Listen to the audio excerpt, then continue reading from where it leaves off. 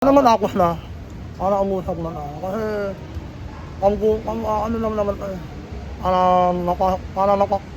para napatahimik ako. Pero, nawala naman account ko, pero buhay pa rin ako, di ba? Bakit nabanggit yung mapatahimik? Medyo bothered ba kayo? Ano po ba Hindi ako naging epekto nag-aalala. nito?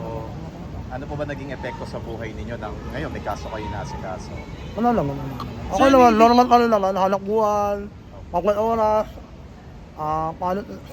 content. Sir, ano ibig nyo sabihin pinatatahimik kayo? Wala naman, kung paano mawala yung post. Hindi, kababanggit nyo lang kasi na parang pinatatahimik kayo. Ano ko ibig nyo sabihin? Wala, paano manahimik na ako mag-post, parang gano'n. Parang kinasuha kayo para matahimik? Parang gano'n yung nangyari, gano'n yung lumanan ko. Alam nyo naman yun eh. Yun lang. Yung lamang, sir, yung sinasabi mo, anong ibig sabihin niyo, sir, na lamang? Naman sa pananalig.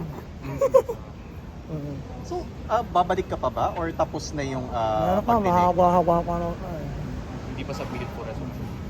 Nagtiwala naman kayo na mababasura at hindi kayo matutulog. Oo, tapos pag nagbasura naman to, wala rin kami noon sa kanya. Sir, bakit sa tingin nyo dapat may basura yung kaso?